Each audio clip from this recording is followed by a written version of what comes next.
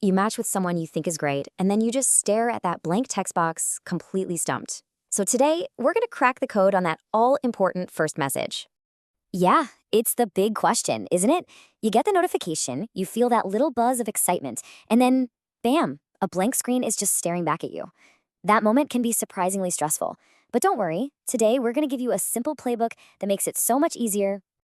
All right, let's dive right in with a classic mistake. I call this the job interview opener. You know the one. It's polite, sure. It's grammatically perfect, but it's so formal it can just kill the vibe before things even get going. Okay, take a look at this one. Hello, how are you today?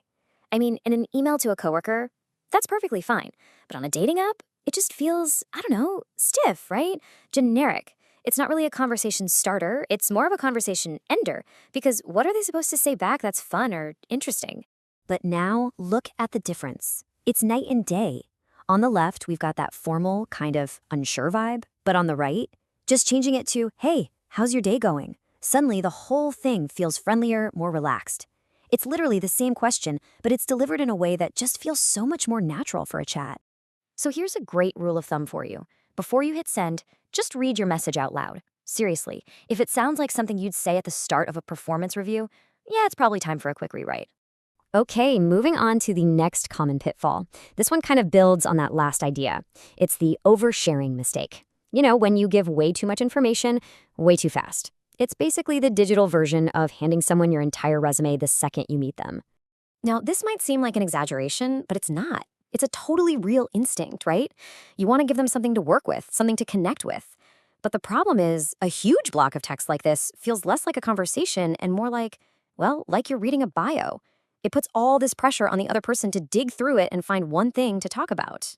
Okay, but check out the upgraded approach on the right. This is so much better. Instead of that big list, the message just zeroes in on one thing from their profile.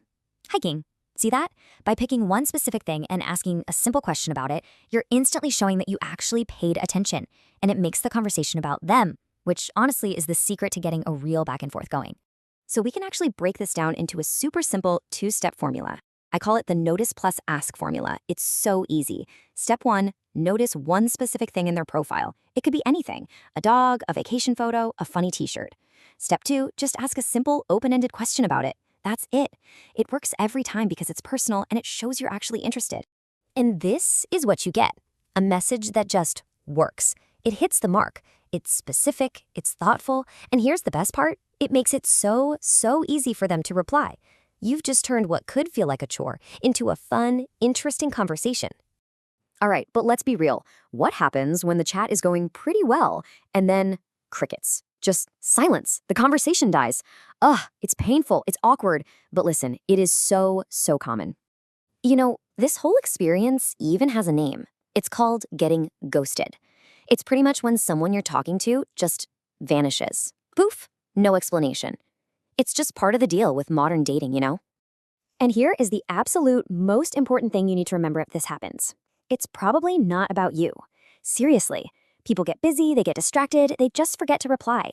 It happens to literally everyone, even native speakers. So the best thing you can do? Don't take it personally. So when a chat goes quiet, you don't have to just sit there in silence, right? You can actually try to revive it.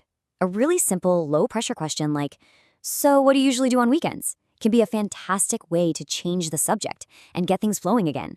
It's a total game changer. And you know what's so great about a question like that? It's like a conversational Swiss Army knife. It's not just for dating apps. You can use it with new friends. You can use it to make small talk with coworkers. It's just a really simple, powerful tool to have in your back pocket for pretty much any conversation. Okay, so we've talked about some specific phrases, which is great. But now I want to zoom out a little and talk about the bigger picture, your mindset. Because honestly, the tactics are helpful, for sure. But having the right mindset is what really, truly makes a difference. It's so important to remember what the real goal is here. You are not writing a college essay. You're not being graded on your grammar. Worrying about being perfect just adds a ton of stress you don't need.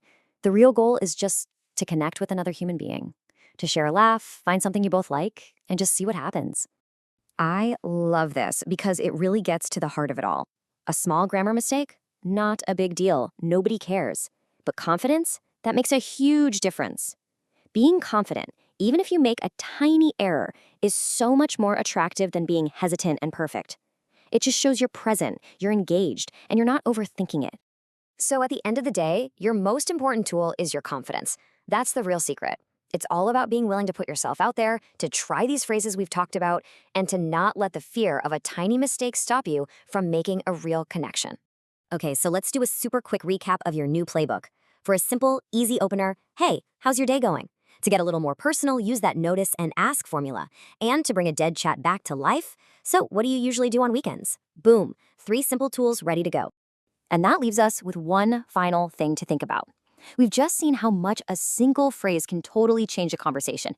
It really makes you wonder, right? In this crazy world of quick swipes and first impressions, how important is that perfect opening line? Can the right words actually pave the way to finding the right person? Something to think about.